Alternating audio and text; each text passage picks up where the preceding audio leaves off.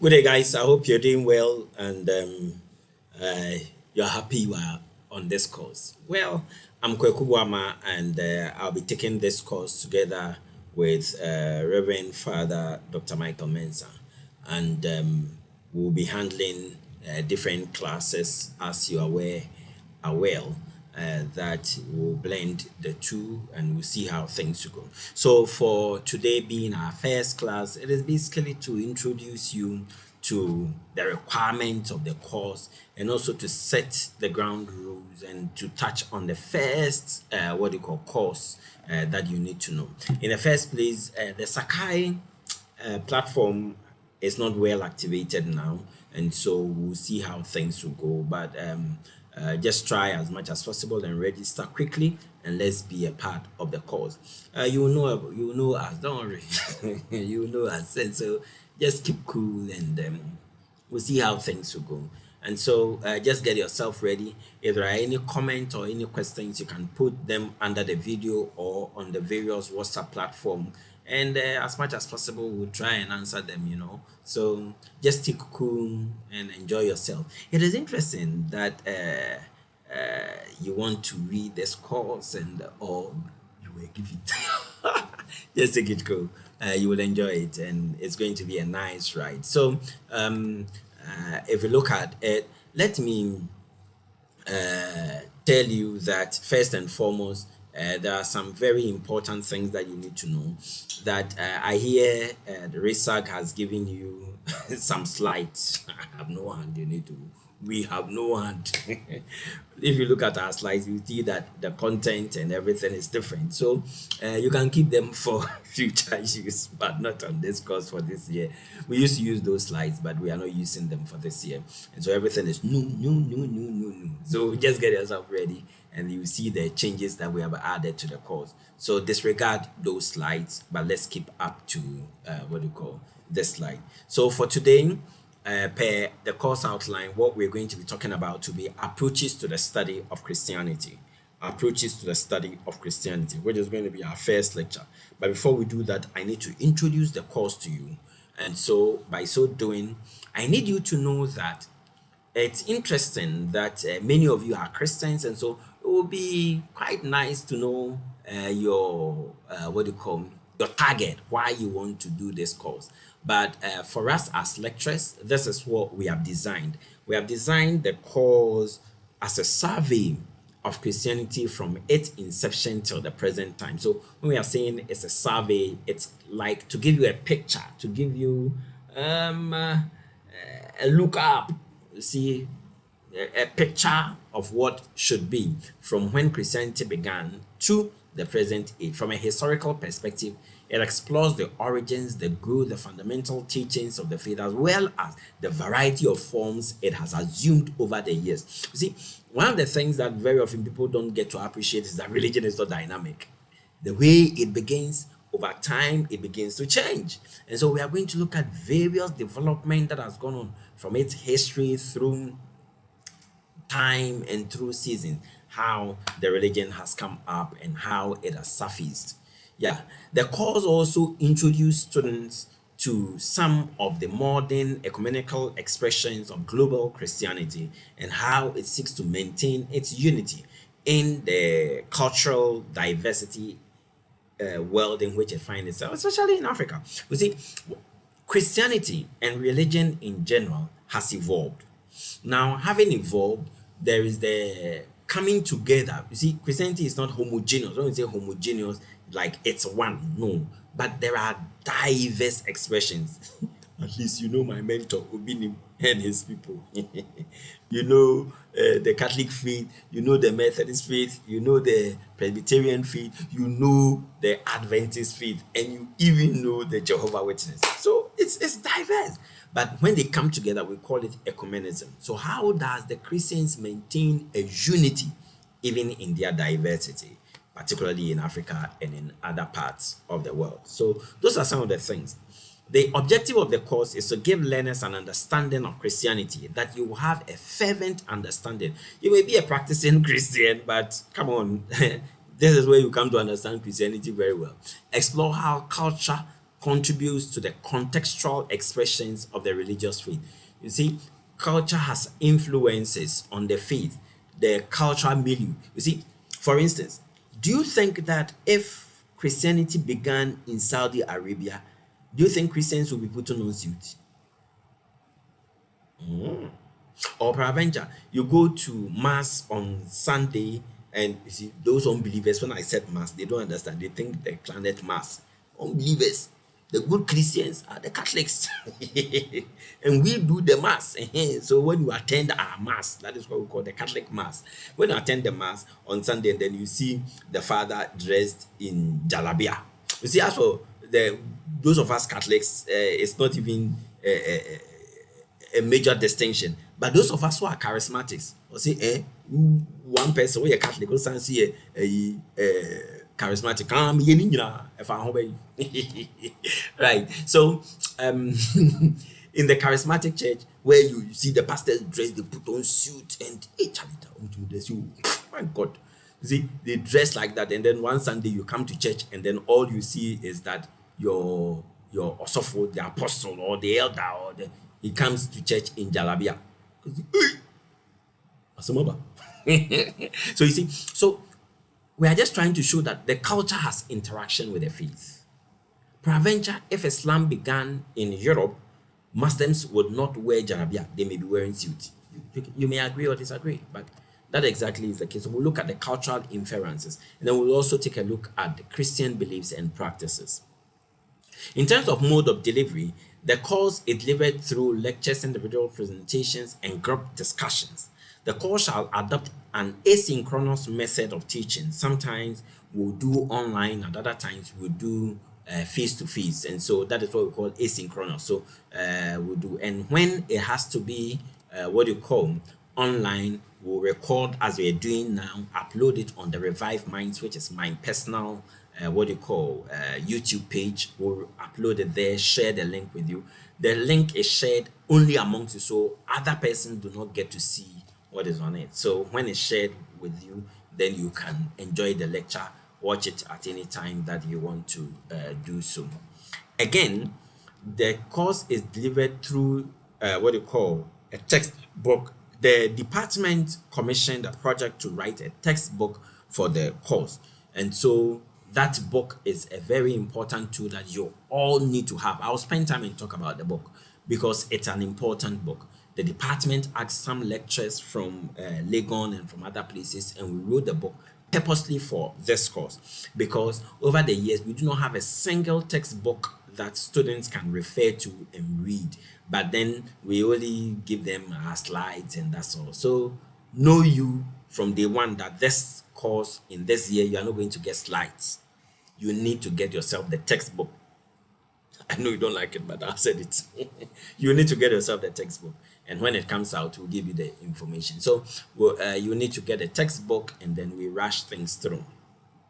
The learning outcomes are linked to the objective. That is to say that by the end of the course, you should be able to explain the various phases of the Christian history of Christianity, its context and development, describe the role of social and cultural factors in shaping beliefs and practices of the Christian faith, and it should be able to explain the fundamental beliefs and rituals of the Christian belief. In terms of requirement, what we seek to gain from you is that you should be active in class and in participation. You will see the grading system and you see what we are offering, so that you need to be everywhere. You need to be at tutorial, you need to be in class, and you need to talk. When we ask questions, we need to come to answer. So baby. Sure. So you just need to be part and then be punctual in class, be regular at class and tutorial, and then take part in the Sakai test. There's going to be weekly, almost every 2 weeks, there's going to be a test. I know you don't like it, but you like it. So almost every 2 weeks, there was going to be a test on Sakai, where we upload a few questions. You go and try your hands on them. Objectives, multiple choice.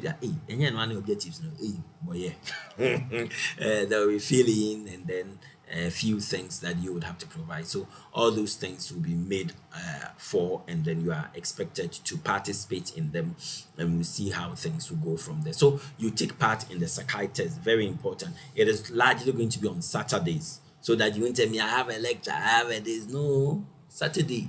Then the Saturday you come and tell me internet when I went on the system crash and crash.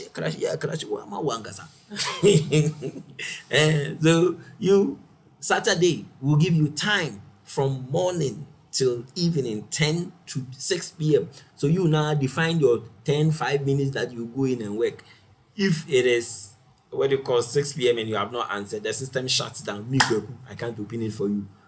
Father Michael, as for him, he's a Christian. He may not be able to open it for you unless he fasts. You need dry fast to do that. It's you. So, Charlie, be part of it. The Sakai test, you need to be doing them, and then all the other. So, in terms of assessment, as I was saying, number one, we're doing 50-50. 50 for continuous assessment and 50 for exam. So you see, one will help you to be able to meet up targets. So if you're able to participate well in these continuous assessment, blah, blah, blah, you already have 50 marks lying down, which is easy to get. They are very easy. Now, how is the breakdown going to be done? In terms of your class participation, we are going to award you 5 marks. So those of you who tend to think that it's a large class, so I won't come to class, it's on to you. I will get you. We'll get you. And then your tutorials. In fact, when you attend tutorials, you write your index numbers. 5 marks for your attendance to tutorials.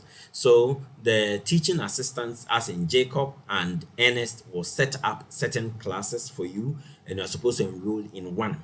They'll give you options, 3 or 4 options. You choose one and you attend that which is best suited. All the 4, all the 3, and you'll find. So find the most suitable and join. And that's all. Now, the Sakai test, I told you there will be 4 of them. Hey, for 120 marks, one then cut 20. So for 20 marks, sorry about. I'm not even showing the screen. Oh, did you? Sorry. So yeah, 20 for what you call the Sakai test. And there will be 4 of them, which means 5 marks for each of them. But it doesn't necessarily mean that there will be 5 questions. Sometimes there can be 10 questions, so that when you answer one is 0.5. Sometimes there can be 50 questions for 5 marks. Yeah, we know how to do it. And the dates have been stipulated for you: 9th, 23rd, 6th, and 3rd. So what it actually means is that coming Saturday's week, there will be a test. Coming there, 9th July, you take your first one. Then you take another, and then you take another. So yours is to make up for it. Yours is to prepare yourself for it, and you do well. You do well, cry. And then from there, we will take an IA, which is going to be an in-person IA on the 20th of August. On the 20th of August at 10 a.m., you come to school. We'll give you in-person exam. Although the main exam will be on Sakai. The main exam will be on Sakai, but it will be on site. Because you gather as a group, same way group study. Number question 1 say on site, on site Sakai. But then the IA will be in person, where you come and then you'll be given question papers. You answer them, we mark them, give you your response. Off you go, 20 marks in one day. And then the exam is 50 marks. So you see how and this is the grading system. If you get 80, you have an A. And in this course, we don't want anybody to fall under C. At best, we are ready. That is why we want you to be taking the test, so that you put yourself. Now, yes, I was telling you about the book. Yay! So this is a book commissioned by the department, and we wrote this book basically for Introduction to Christianity. A number of scholars came together to write it, and yours truly is one of the editors. It's actually in 2 volumes, and so yeah, we're working on them. Now, the truth is that the books are meant for this course, and the slides and everything is designed based on the book. That is why we are not giving you slides, so that you have the book and then you read it and use them as such. So what we are going to do is that I'm not sure, the book is not out, so I can't put a price on it, but budget around 100 Ghana, small 100 Ghana. Oh, hear me. Why are you doing your face like that? How much do you people buy pizza? Pizza that when after eating or after it is something. How much do you buy it? This 100 Ghana budget. The data you've been buying and using it for those your somethings. How much? 100 per. Just 100 Ghana. Oh, but I'm serious. 100 Ghana cedis. You just budget. I'm not sure. No, it won't be up to 100 Ghana. It won't. But just budget by 100, and then let's see. When it comes out, we'll know how we'll budget. We'll sell it, and when we have to sell it, you pay to the TAs. They'll write your name and your index number. Your name and your index number. And then what happens is that we will not release the book until all of you have bought it. Because we know you. If one person buys, all of you have bought. If one person buys, all of you have bought. You all go and do photocopy. And effort has been put into it. We can't get them printed and they will be lying down because students will do photocopy. No. So then what we have to do is to make sure that you buy them. And that is why you are expected to budget. As soon as it comes, you pay. We write your name, you pay. When we see that all of you have bought, then we release the book. Because no, everybody will have to have one. Whether you are doing, those of you saying that we are doing heck. And the course is built on this book. And it's a general book. If you're a Christian, it will benefit you. If you are not a Christian, it will benefit you. Why not? So every one of you would have to buy. But guys, the book is very good, and the stuff in there is very good. It's attested by all those. A lot of people. When you get it, you see it, and you'll be proud of the product. So just get yourself prepared. 100 Ghana cedis budget, but I can assure you, that's not how they do it. I can assure you, it won't be up to 100 Ghana, but just budget 100 Ghana. And the list, because they are being printed outside and they'll be coming in no time. Sure. So that should be it for today. So that is the book, and you can see it is brilliant. It is, the design is very nice and appealing, and you're going to enjoy it. So just get yourself prepared, and let's hit the ground running. Right. So then, having done all these, I'm sure you have a few comments, you have a few things you need clarification about. Don't worry, just write them in the comments or use the WhatsApp platforms. We'll see how they will go. We'll just try as much as possible and put your thoughts together, and we'll see how we'll build things up. So then we'll proceed on that note and talk about the first lecture for today. Oh, good. So our first lecture for today is to look at approaches to the study of Christianity. Approaches to the study of Christianity. How should you learn about Christianity? And the outline is to introduce it. We'll talk about the background, and then we'll look at for attitude for the study of Christianity, importance of studying Christianity, approaches to the study of Christianity, and then we'll conclude. So basically, these are the issues we're going to be treating. By the end of this lecture, learners should be able to understand the academic study of religion. You should have an understanding of what to study academically. You see, we are not studying Christianity, we are not studying religion in the church. We are studying in an academic institution. So don't expect that I'm coming to teach you. Just take your time. So we should be able to understand how to study religion academically. Secondly, to build capacity for the scientific study of religion and Christianity. And you should be able to identify and explain some of the major approaches to the study of religion and Christianity for that matter. So basically, it is not just Christianity, but even for the study of religion. So let's introduce what we want to do for today. In the first place, you need to appreciate that the practice of religion is not the same as its academic study. This is very important, that you see, when you are studying academically, the tools are different. The way when you go to church, Osofu will be preaching and he will be sweating profusely, and sometimes they will be shouting, breaking your eardrum. Hey, Charlie, sometimes say, "I'm bro, sorry, I'm soon sisi." Boy, yeah.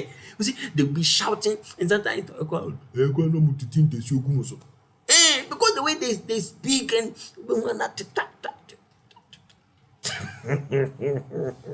you see, so but in class, I can't scream like that.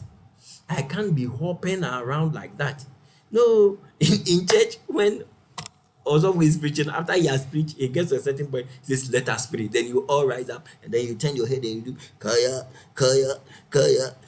That thing that you have been doing, you say praying in tongues, they will do like this, kaya, kaya, kaya, kaya. Hey, Charlie. I like you people. I like you, Keke. So they'll be doing all of these things, but here we can't do that. This is an academic environment, and so they are different. Again, in Africa, the practice of religion is also influenced by the indigenous faith. You see, we are in Africa, and the way we practice Christianity is different. The indigenous culture, the way the traditional beliefs and practices has influenced our Christian expressions, and so you should understand that. In most cases, we practice the faith of our parents in Africa.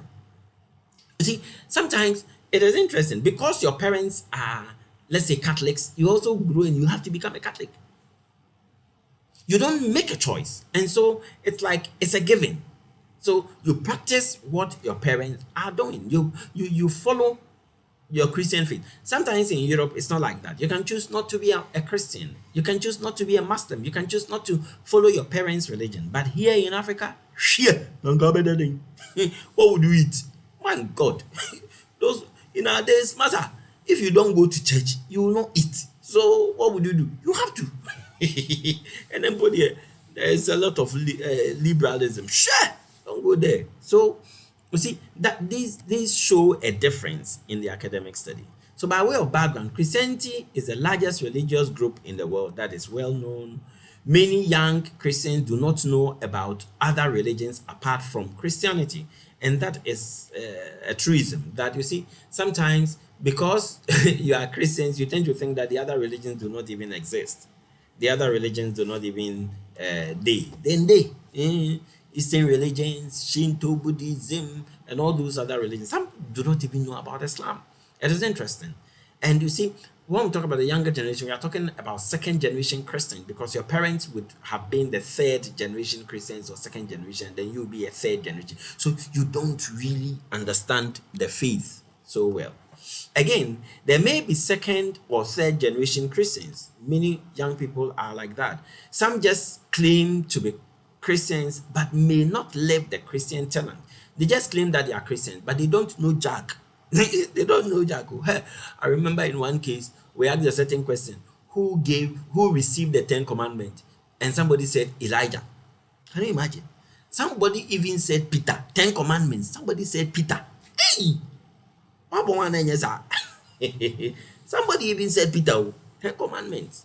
And then the person who got it right said, is it Moses? So you see, there are a lot of people who profess to be Christians, but they don't really know what the Christian faith is actually about. Yeah. So then, the study of religion can either be by an insider, which is an emic, or an outsider approach.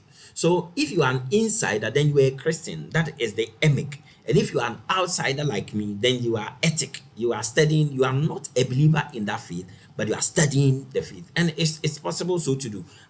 Many of you who are sitting here and looking at me with all the suspicion that you are looking at me, didn't you study Islam?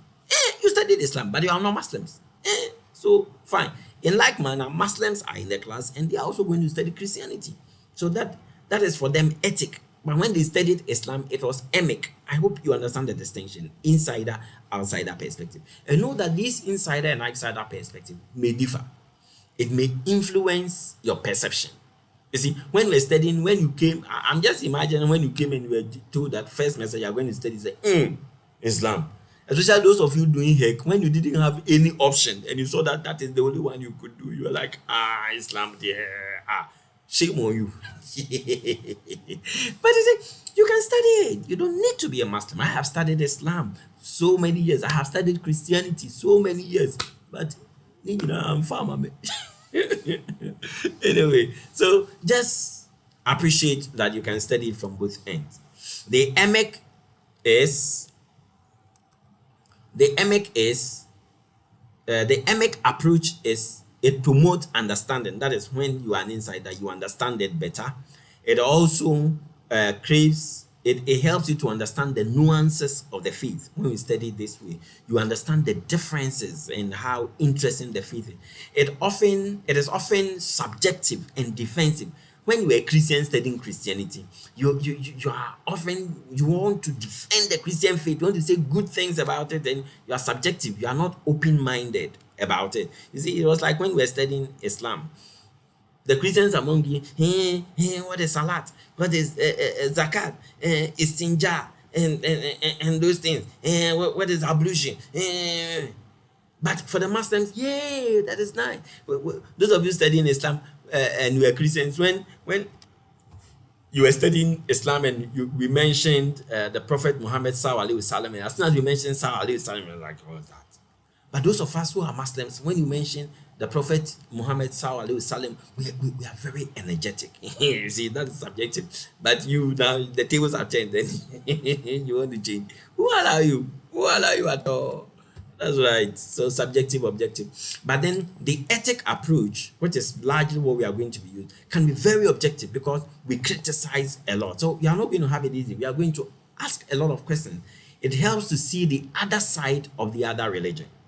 When you are an ethic person, you are an outsider studying a religion, you see what the religion stands for. It does not indoctrinate, it increase or destroy faith. You are an outsider person, so you don't discriminate or stuff like that. You must be careful of prejudice, however. So when you are an outsider studying a religion, you have to be careful. Either than that, you'll be prejudiced. You'll be matching the religion against your own, and those things. It doesn't help. And in fact, John Hazel knows that one does not have to agree with something in order to study it, and that is a very important statement by John Hazel. He says that you don't have to agree with something before studying it. The fact that you are not one of such doesn't mean you can't study. So if you're a Muslim or you are a believer in other religions like Hare Krishna and other stuff, and you are studying Christianity, there's nothing wrong. I mean, you just want to know. You just want to know. You just want to know. Yeah, so just feel free, just enjoy it, just be a part of it. Just try and absorb as much as you can. Hey, write exam for me, pass beautifully, and go your way. That's all. No kids. Right. So what attitude must you show when you are studying religion? An objective study of Christianity requires openness. You must be open in your thoughts and in your understanding. You must be honest in what you, if you have to describe something, and that is it, just be honest about it. You must be tolerant. You must be tolerant. You must tolerate other views, other dissenting views. Sometimes the views are not so palatable, but you just have to tolerate it. Sure. And then you must not be biased because of this, because of that. No. You don't have to be biased. You don't have to be biased at all. And then there should be a logical conclusion. You should be scientific, where you build up your argument and you lead them on and you come to a justifiable conclusion. You must be careful of observation. What you observe, you must understand. You must read with critical mind. You must be very critical. Very, very, very, very, very critical. What are the importance of studying Christianity? If you are studying Christianity, why is it important? It is important to study Christianity because when you study Christianity, you understand what Christian traditions are. What are the traditions of the church? You would also help you to understand the influence between Christianity and culture and vice versa. Christianity has influenced the African culture, and the African culture has also influenced Christianity. So you get to understand the distinction. You understand Christian beliefs and practices, as in what Christians value, what Christians hold dear to their heart. And then you will understand the material dimensions in terms of the artifacts, in terms of the things that the Christians do, the things that they have. And this is according to Name Smart. And then you understand Christian sites. You see, when it's interesting when you go to certain churches, you have to take off your slippers. When you go to certain places, you have to put on your shoe. What you wear in certain special places, even in your church, there is a chantel, or what you call the Holy of Holies or something like that. All those places are there. Then you can understand. So, how do I study Christianity? And this is a very core of what we are doing for today. That how do I study it? How do I begin to understand Christianity? I'm going to touch on a few approaches so that we can understand them, and then we'll be able to use them and bring today's lecture to an end. So let's hail sail running. Right, you can study Christianity theologically, philosophically, sociologically, anthropologically, phenomenologically. Say it, phenomenologically. Psychologically, everything cologically, including comparatively. So these are some of the methods, including historical method. These are some of the approaches to the study of Christianity. Let's take just a few of them. Let's start with the theological approach. The study of God, how God relates to humankind and how that influences humans' relationship with one another, is the theological approach. And so theology, theologos. So we are studying about the approach of God. So this approach traditionally includes biblical, historical, systematic, practical, and anthropological. And so you apply all these, including moral theology. So all of these come under theological studies, where you look at you study Christianity from those perspectives. Yes, we will not go deep because the book will explain a lot of these things. So take it like that. It is an empirical discipline that describes the Christian story in terms of what happened. So in the theological study, we are looking out for what happened in the historical story. The historical study, we look out for what happened. We look out also for when it happened, and then where it happened. So that is the historical approach. Basically, these four, and who was involved in it. So when did Christianity begin? Where did it begin? Who was involved? We ask these things in Christianity. It interprets the dynamic and static nature of Christianity. Historical approach will look at how dynamic the faith has been and how changing it has also been. And then it deals with the studying of the origins, the nature, the beliefs, the practices. So all of these are included, or all of these are captured in the study historically. All these are well explained in the book, and the need to get them. You can't help it. I'm sorry. Then the phenomenological approach. Phenomenological approach. Sorry about the TT adding over there. Sure. So phenomenological approach. Phenomenology is associated with Edmund Husserl, and it is a scientific description of actual phenomena, and avoidance of interpretations, explanations, and evaluation. So basically, what we are saying is that phenomenological approach deals with the study of phenomena. Let's say I enter into your church one of these days, and then the pastor will call somebody, and then that person, as soon as the person comes, pastor will raise his hand, and then boom, the person will fall down. If I'm supposed to describe it phenomenologically, I have to observe and say, if I don't, before. Then that is not phenomenology. The phenomenological approach, you try and understand the situation, try and understand the phenomena, the whole thing. But it's interesting. How is it that the pastor raises his hand, then they will fall down? They fall down. But some of us, when we go sometimes and they raise their hand upon us, we don't follow. Shia, you see peg.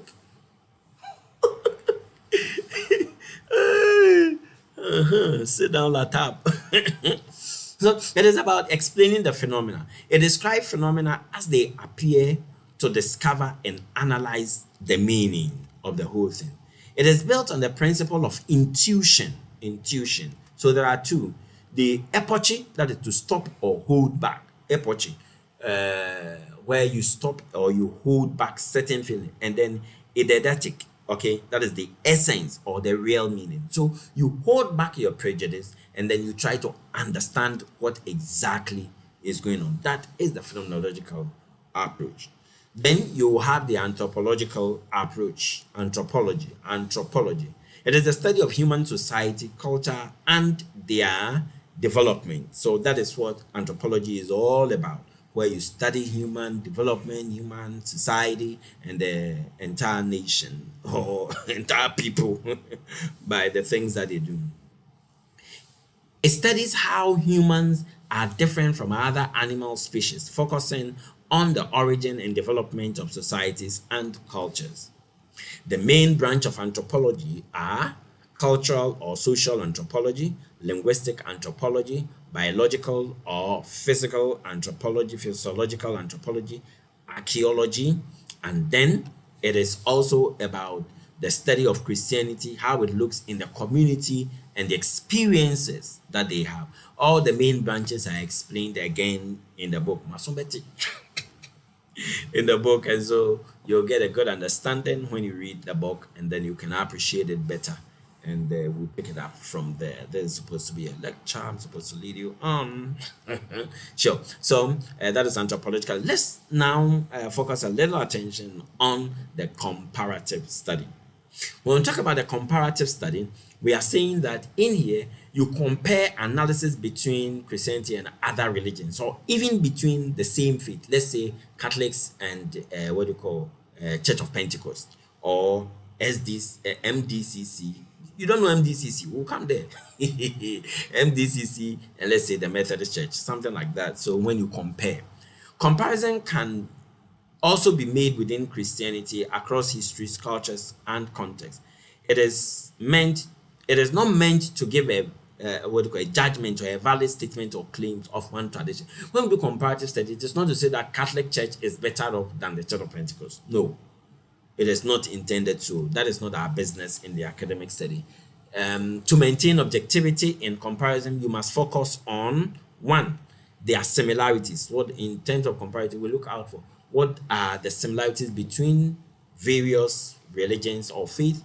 And then you also look out for their differences, and then you look out for their uniqueness. That is the nuances, their uniqueness. What is unique in Catholic Church that is not in the Church of Pentecost, or what is in the Church of Pentecost that is not in what they call the Catholic Church? So we do all of those things, and then you can get the picture of what the comparative approach. So then, in conclusion of today's discussion, what we are saying is that the academic study of Christianity is scientific and objective.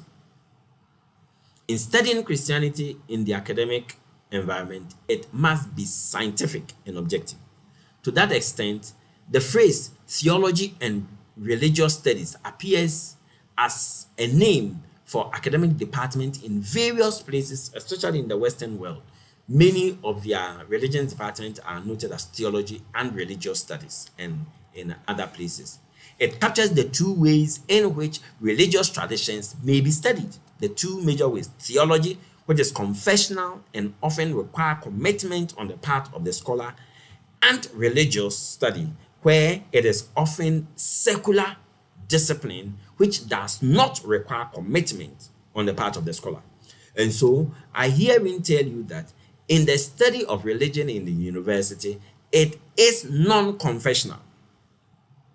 It is non-confessional. We are not doing theological study. We are not doing it to increase your faith, and we are not also doing it to spoil your faith. So we see that we adopt what we call the agnostic study. Agnostic. So in the agnostic study, what we are saying is that we don't believe in anything, and we don't allow anything to influence us. We don't believe in anything, and we don't allow anything to influence us. Let me say it again. We don't believe in anything, and we do not allow anything to influence us. And so, in so long as I'm studying Christianity, I'm learning Christianity, and I will not be influenced by the Christian faith. And I will also not impose my faith on the Christian faith. So whether I'm a Christian or not, it doesn't matter. I can learn it, and then I can just have the knowledge of the course, and then move on from there. And so basically that is it for today, and I am quite sure that you have had some good time, and you have had a lot of perspective about the whole study. You just need to put yourself in place and prepare yourself. And recall that we have said that there will be Sakai tests every now and then, and you need to get yourself the book as well. So just prepare yourself, put yourself together. If you have any questions, don't hesitate to push them down the YouTube page or in the WhatsApp group, and we'll try as much as possible to address them. We're hoping that Sakai will come up and everything will do. Remember that the book, like I said, every one of you need to get a copy. Every one of you need to get a copy. You can't do without it, and so you must get copies, and you must try as much as possible to be punctual in class. And when we have to do it online, you follow it. If you don't follow it, you won't be able to answer the what they call Sakai questions. And if you don't get a book, I'm sorry, there are a lot more that you cannot do. There will not be slides for you. Just budget 100 Ghana cedi for the book, and then let's see how things go. So guys, thank you so very much. It's been nice being with you, and I'm happy that you're on this course. Let's have a smooth ride. Let's all be very committed to it, and you end up with beautiful A's. So just get yourself ready, and know that we are available together on behalf of Reverend Father Dr. Michael Mensah, and on my own behalf, wish you a very blessed semester, and also on behalf of our TAs, Jacob and Ernest. Take care and be good, and know that COVID is still around. No, let me say this: COVID is still around. Guys, protect yourselves. Yeah, you need to protect yourselves. COVID is still around. Stop the hugging. Piano way. I do not feelings. COVID is still around. Let's all be careful, and let's protect ourselves. If we are all protected, the world will be a good place to live in. Thank you. Bye, and God bless you. Be good.